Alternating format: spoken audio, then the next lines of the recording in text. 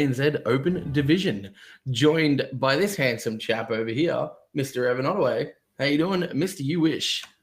I'm pretty good, Winters. Thank you. How are you? Good, sir. Right. Good to see you back on your feet. Doing pretty good, buddy. Had a pretty gnarly chest infection, just coming off the back end of that. So it is what it is, mate. We're here for some hot actions tonight, though, for our wonderful Open Div lovely family, and we're just going to be waiting until our two teams kick off into the lobby. Who do we have coming up first up, You Wish? We've got Milkshake coming up against UA Rayner here, so should be a couple of teams that we've seen in the past, but with some newer, slightly rosters. We saw both of them perform last week, so it should be good to see them again. Yeah, I like the drafting style of the Milkshake guys, reminiscent of their old days, led by the Ratzer. So it could be a little bit of fun seeing what they can bring out in the draft. Hopefully, no more Cho goals. And UA Rayner here have been putting on a pretty strong showing for the first couple of weeks as well.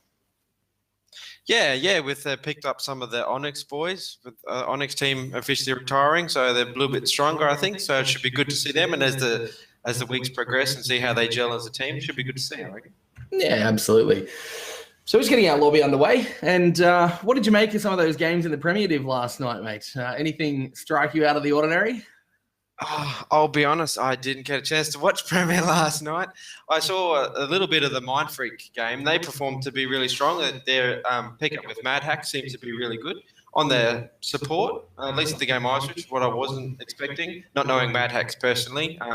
So that was interesting to see a little bit of Rossop, and I think Vanilla's playing on the Medivh. So they were performing very strong, which everyone would expect. Coming back from international, they're going to continue to be one of the top tier teams in the region. Absolutely, mate. And you know what I wasn't expecting at all there, Wishy, was a Cho goal in Premier. That was something else to see. Although they did get taken down, but it was just nice to see the double-headed giant twin duo making a little bit of a presence known there.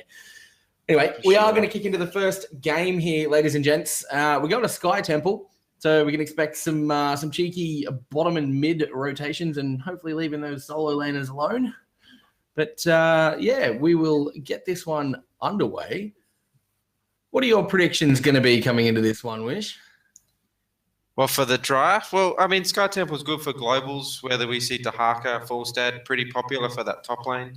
Last week, we saw a lot of Malfurion in the Open Division, those couple of games that we had. So I expect him to be pretty popular still. I'm hoping to see some Garrosh. The little bit of Garrosh we saw last week in the playoffs for that spot for the Premier was really impressive. Whether he'll just get banned out again, it's entirely possible, but we can only hope. Well, look, if last week was anything to go by there, but it's going to be Garrosh and Genji bans all the way around. However, I believe URL should be available for everybody to play, and maybe some of these guys have been cracking up in some of their scrims and bringing some of that almost unkillable tank to the scene. Yeah, that's true. She's the first time she's available is tonight, so that'll be interesting to see. I haven't had a chance to play a lot of her myself, but yeah, like you said, you're very unkillable. Could survive for a very long time. Whether she'll have the displacement maybe with some of her things, if she can get in behind with the knockback and back into the team, if that can be executed, that'll be interesting to see. Well, first-hand experience against URL, playing as a ranged DPS assassin, predominantly myself, mate. She's incredible at diving into the back lines, especially if you outposition yourself, which I constantly find myself doing because I'm quite terrible. But look, we are going to fire this one away for you boys and girls at home. Get ready to sink your teeth into some Sky Temple. We'll shoot some laser bolts at turrets and towers and keeps and forts and hopefully see some interesting kills coming your way. We can only hope. So do we think the Garrosh or the Genji is going to get banned first? It's got to be Garrosh, right? It's 50-50. Well, we will find out. We've got Milkshake to the left of screen. UA Rayner here on the red team, bringing it up for Unreal Aussies in the Open Div. Let's see whether or not they can make a meal out of this one and take Milkshake to the movies. God, that was terrible. They're gonna make us wait the length of a movie. It would appear. Apparently, they're thinking about their first ban, which is unexpected. I mean, 30 seconds into game one's ban of the very first game of the Open Div, and it's not locked in yet. This is a surprise. Maybe they're gonna ban the URL. Right? Nope. No, you roll band. We are going with Sonya. Don't want to deal with the whirling blades of Garen. Sonya Doom. Don't have time for that. No spinning to win, no spinning to heal. Well, strong solo lane, you can't deny that. And a map that's as big as Sky Temple, strong solo lane is always a good thing. Makes me think maybe they're thinking of something like a Blaze that they don't want the Sonya to go up against, which I'd be happy to see. Doesn't have the global of maybe Dahaka, but still an extremely strong solo laner. Yeah, well, it lends itself to an interesting pick for Milkshake as well. I mean, potentially we're going to see the Dahaka going up against the Sonya. So maybe they're banning that Sonya out in the hopes that they can lock Dahaka in. Garrosh, there you go. See you later, buddy. There'll be no throwing people around tonight. Oh, it makes me think. We've seen Ratza on a Genji. With Genji open, it's definitely a possibility for a first pick. Well, if Ratz's last couple of games in Hero League that I've seen him playing this week are anything to go by, they'll be looking for a cheeky Malf Tracer Tassadar triplet little combination, and works quite well, especially on a map like this. Again, taking a little bit of time here, Wish, to lock in their first picks and bans. Yeah, it's kind of a surprise, to be honest. Last week, most of our bans and our first couple of picks were usually pretty strong. The meta's, apart from Uriel coming in, it's pretty settled at the moment. And they're going to pick up the Genji. No, there's the Evangelion Genji skin. I do like that skin. It's quite colourful, quite pretty. More partial to Oni Genji myself. I just like that, Shinigami style face mask he rocks. But the game at hand. So I'm intrigued about the Sonya ban if they weren't going to lock in their solo lane first pick. Yeah, it's an interesting ban. And the only thing I'm thinking of is maybe it was a specific UA Reyna ban. I can't remember. It's terrible. I can't remember who. That would UA be an Reyna's Aureus ban. Absolutely. Aureus You've ban. nailed it on the head there, mate. Yeah. So maybe that's why. And then they've picked up the Blaze. Grant us strength. Blaze Malfurion, two solid choices there. So excellent solo laner in Blaze, sustained for days. Good wave clear as well. Just good to be able to bully. Jet propulsion in, jet propulsion out. Solid choice. Malfurion, obviously, is he the best healer at the moment in HOTS? I What do you think? believe so. I mean, he's quite often we're seeing him in the first pick, either first or the 1-2, or the 1 or the 1-2. So I don't think anyone kind of comes near to him. Stukov was definitely close, but then those nerfs that we had, it's probably 3 or 4 weeks ago, I suppose now, with the increasing the cooldown on Slurking Arm and stuff, I think just hurt him just a little bit too much. We still see a little bit of Stukov, but not as much as Malfurion. We saw Malfurion in pretty much every game, I'm pretty sure, last week. And from what I can tell, I think he only lost one of those games. He was in pretty much all of the winning teams, so super strong position at the moment. Well, you wish there's the Dahaka, nicely done, and Johanna as well off the back of that. So double tanky round. Interesting coming out of the Milkshake there. Does that tell you something about the state of the rest of the game, though? If the go-to healers are 1 and 2, it's Malf and Stukov, and then if you can't get those, well then you either go Karazim, Uther, or Rhaegar, right? There's no Oriel, there's no Ana. There's very rarely ever a Morales unless there's a specific comp.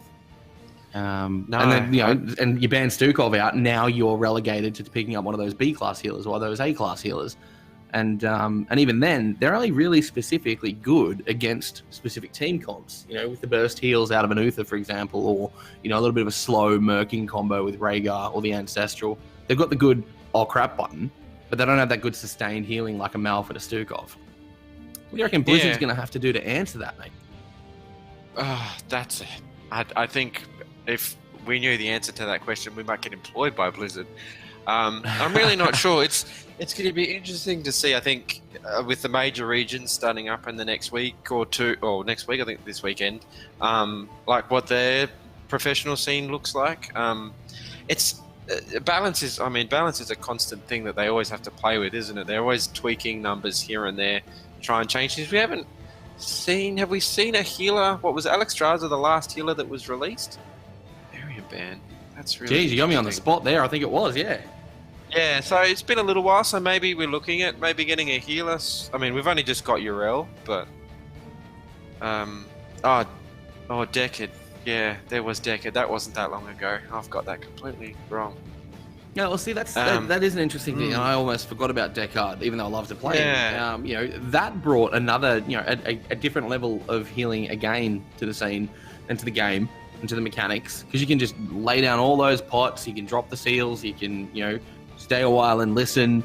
The Lord NATO, so he brings a lot of utility as well, but he doesn't have a cleanse, so that instantly removes his effectiveness in the middle of a big old team fight with heaps of lockdown, but he's got boatloads of healing for days. So I don't know. I don't know whether or not the Open Div is the place to tackle the healing meta problems, but I just thought I'd raise that as a little bit of a conversation piece for us, mate. As we get ETC and Phoenix locked in Wish, what do you make of that? It's interesting. I would think possibly we're going to see the Uther. I think a Divine Shield Genji is probably going to be able to run riot between the Malfurion and that Phoenix. The Phoenix is interesting. I mean, you've got Planet Salvo, which is the more common thing, but then even a Planet Cracker into a mosh pit can get some value if they can get that sort of coordination together. Yeah, that would be a lot of value, I reckon. I don't mind a mosh into a Planet Cracker. I've seen it be effective a couple of times. I mean, you got jet propulsion in as well on top of that. So if someone does get out, they could, bang, pop them back into that stun for a little bit at least, and you let Planet Cracker get some more value into a Malfurion route. So there's a lot of CC and a lot of lockdown happening there on the side of UA Reno here, and I like their thinking. And we've just had a bit of a technical issue there, ladies and gents. So bear with us while we rectify that. But I think we finally got the last couple of picks there from Milkshake, but just as we cut away. So we won't spoil the surprise for you. Rip internet. Okay, I want to talk about those last couple of picks. Oh dear, that's interesting. Yeah. Anyway. Sorry, I got my cat behind me having a little bit of a meow. Wants me to get outside. No, you fire away, Wishy. Well, so Milkshake with the last pick before we lost that connection. We had a Li Ming and a Karazim.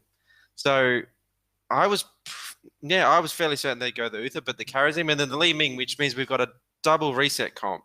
So if they can get that kill on that Malfurion or that Phoenix, then they're just going to run riot, because then they'll just keep getting them.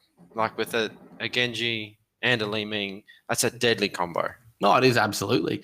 And I think Karazim into that pick from Milkshake against UA Reno here with all of their lockdown. Once he hits 16 and he's got that cleanse on his dash, it's going to be pretty much lights out, especially if they dodge the mosh pit, if there is a mosh pit.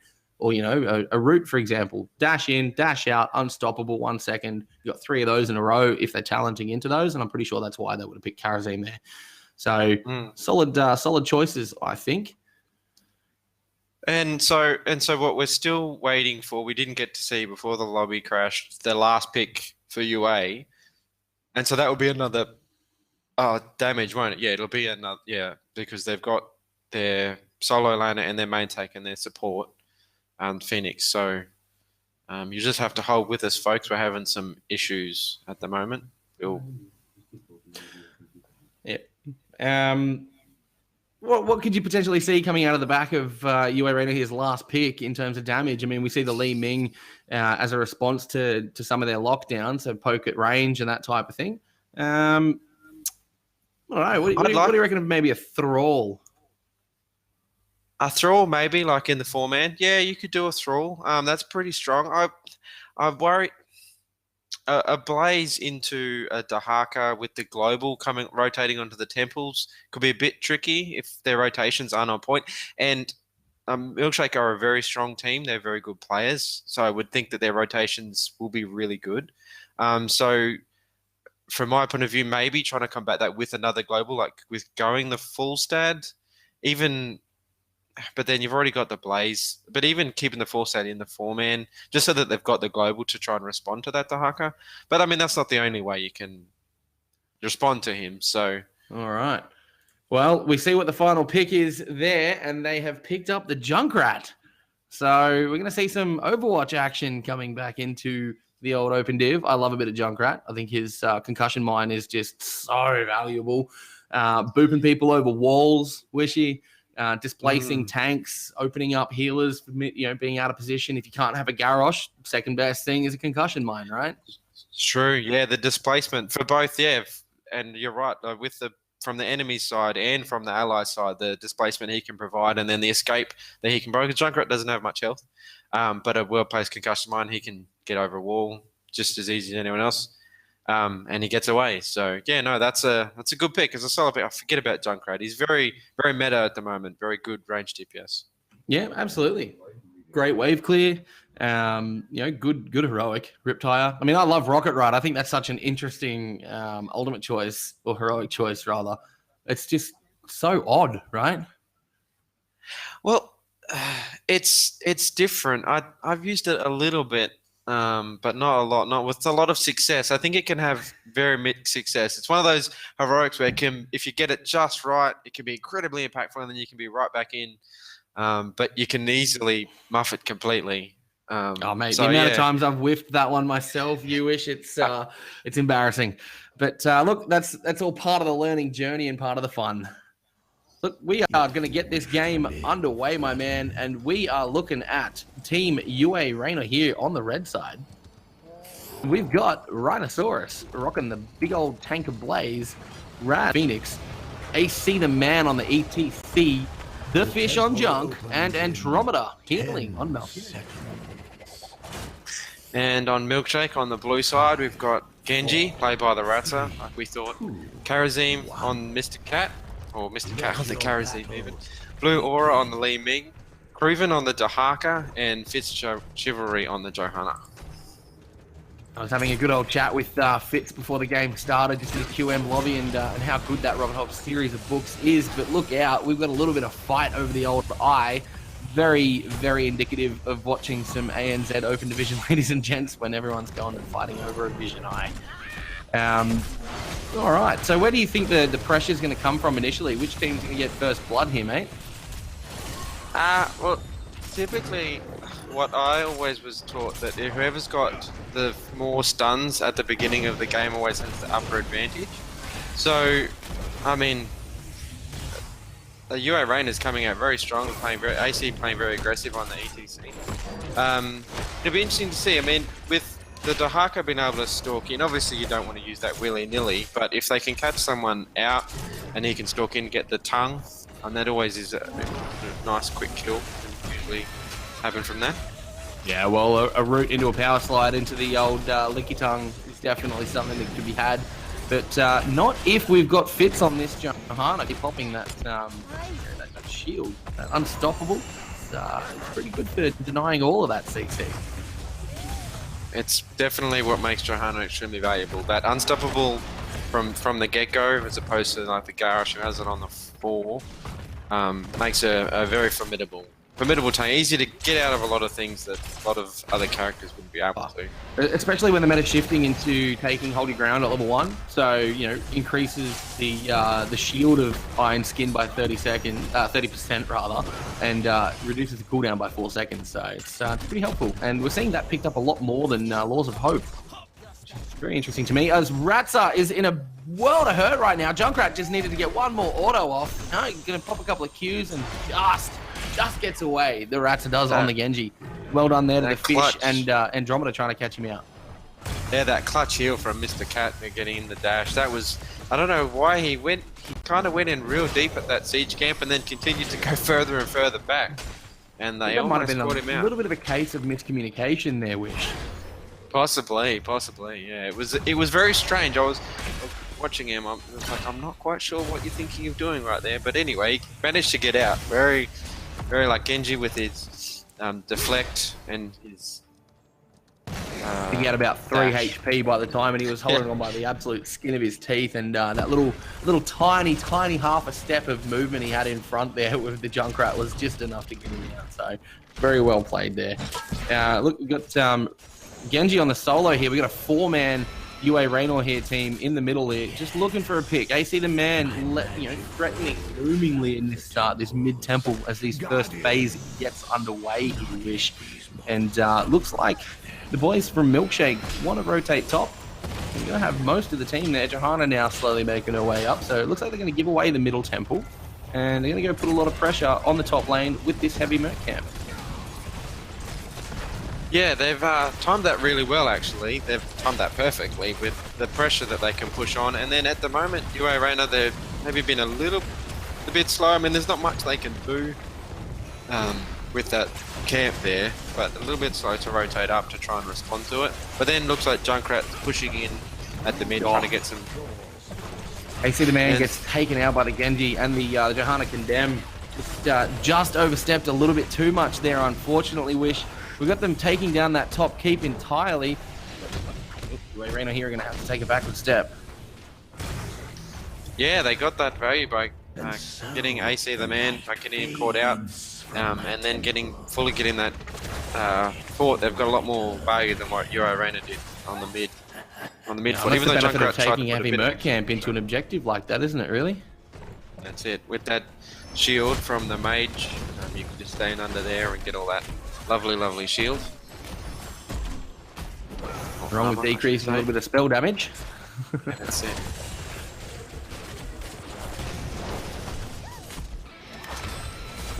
Oh, the drag goes on to AC the man again. The root, he power slides away. Just very fortunate there. Andromeda getting some good heals off on the Malfurion onto ETC. We're going to see Milkshake picking up this siege camp. They're going in for another one. Ratzer is pushing forward along with the Nahaka. Burrow comes out. Dahaka is rooted. He is in a world of pain here. Cruven, he's going to have to walk away. Very lucky there indeed. Not quite enough lockdown there, Wish, on the side of UA Raynor here. Well, I think what actually happened, that concussion mine knocked him the wrong way from UA Raynor's point of view, and knocked him to safety, which was unfortunate from their point of view, because if they'd have knocked him the other direction, that was probably a guaranteed kill. So it's just Milkshake continuing to buy pressure, taking that siege camp right out from underneath UA Raynor. They just couldn't push on.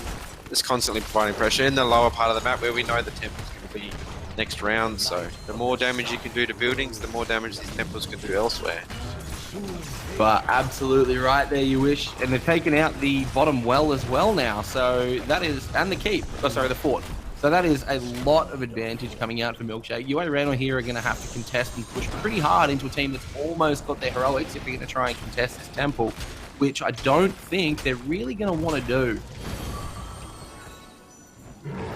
No, coming in almost, well, they're pretty much an entire level behind at this point, so there's not really much they can do. Maybe rotate around, just try and get some value, maybe in mid, but yeah, they can't really push onto this temple. It would be near suicide to do it at this point, especially with, like we were saying earlier, the Dahaka could just tunnel in at any moment, and then it's all over, Red Rover. Old Junkrat trying to get himself some value there at mid until he realized that Cruven on the Dahaka was coming down, and Genji. So Ratzer and Cruven, concussion mines away. Very lucky disengage there for the Junkrat from UA Raynor here. So UA Raynor getting some value at mid with that push from Junkrat. Well played there. Takes out the fort, and they pick up their level 10s. So now they're in the same talent region. They can actually start contesting things. I want to see what UA Raynor here can pick up. They go in the mosh pit, so no stage dive. We've got Purification Salvo, Hadur, and Bunker. So nothing out of the ordinary coming out here. We got 7-sided strike on the side of Karazim, though, you wish. So that's a little bit different. Looking to maybe bust down the ETC for Blaze. Yeah, that is a little bit different. And the Malfurion going the Twilight Dream too, which we don't see. Like, it's kind of, we slowly went away from the Twilight Dream back into the Tranquility, which was interesting, but obviously they've decided to go against it, maybe to prevent that 7-sided strike. If the Karazim dives, they can turn the Twilight Dream out. Maybe You're going to want to have some pretty hectic timing on that. If you want to Twilight Dream, a Karazim coming in for a 7-sided strike, but you're absolutely right. That's probably the answer that they're thinking of there, or trying to make sure that Karazim can't heal or Genji can't dash away. So interesting choice with the Twilight Dream. We'll see how they put that to effect. Maybe thinking as a follow-up for a mosh pit or something of that effect. Yeah, sure.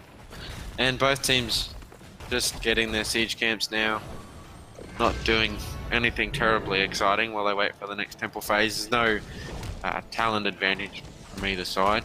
Oh, here comes the bait though from Milkshake. AC the man slides in thinking that it was a nice easy one. Junkrat gets that big old rip tire out, but disengages with the concussion mine again. Ratsa, X-Strike just cleans up the Malfurion.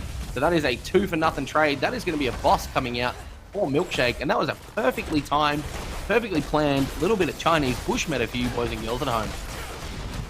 Yeah, it was very well done.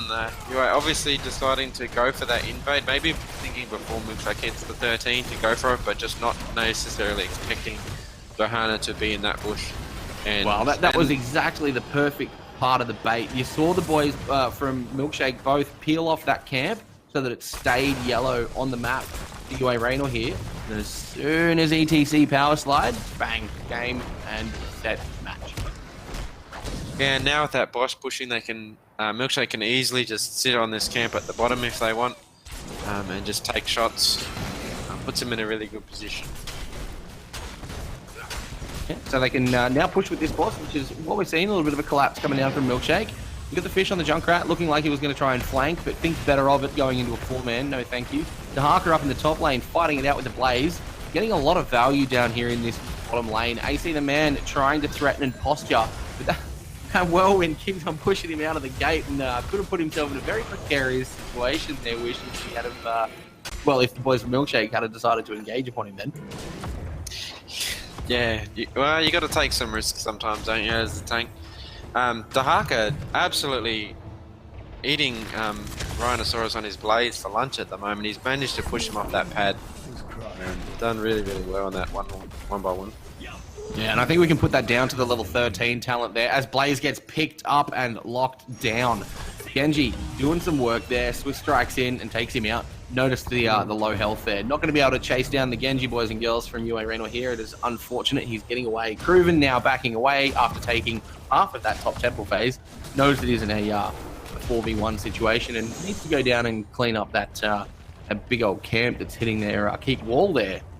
So yeah, the one-on-one matchup there, Primal Swarm at 13 for Dahaka, just chews through the armor and chews through a bit of extra damage, especially against the Blaze. So unfortunate there for Rhinosaurus. However, he's back and now he's out to clear this mid lane.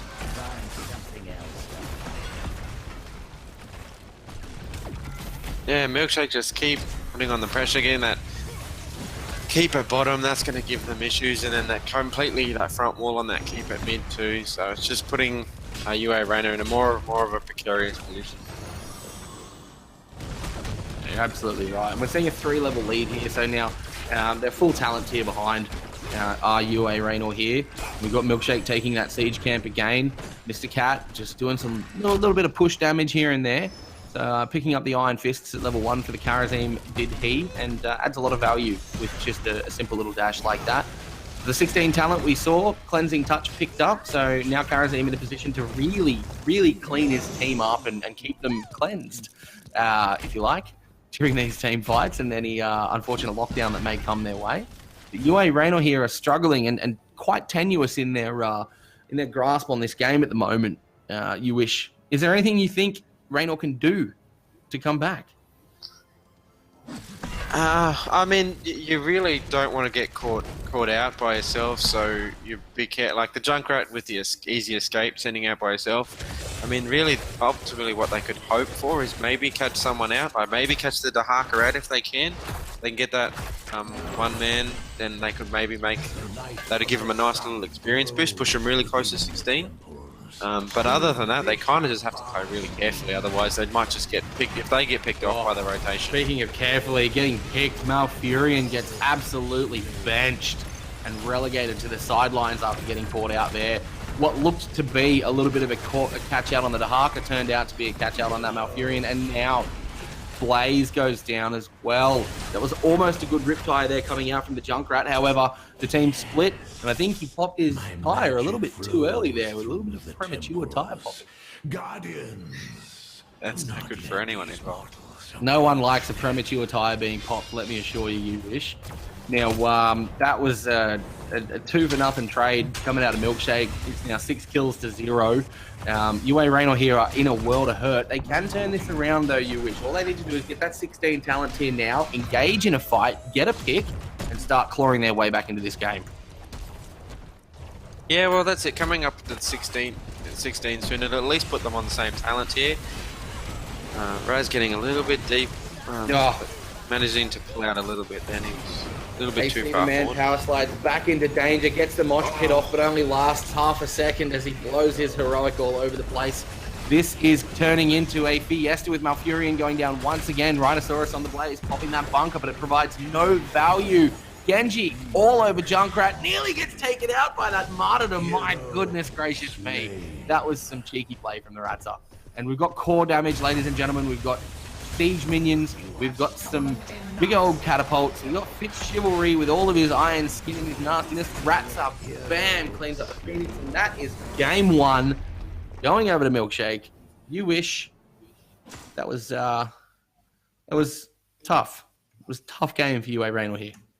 It was clinical, very, very clinical from Milkshake's side. They had that control, and ever since they got that catch when UA tried to invade on that siege camp down the bottom, they just kind of steamrolled from them. They got the momentum, they got those couple of kills, they got the boss, and then unfortunately UA Raynor struggled to claw their way back. That they did. They just couldn't find the opening that they needed there, Wishy. Milkshake looked like they've been practicing quite heavily, and I think UA Raynor here are definitely looking to make themselves impacted and known here in the Open Div, and I wish them all the best in their future endeavors to come up and put some bigger fights up.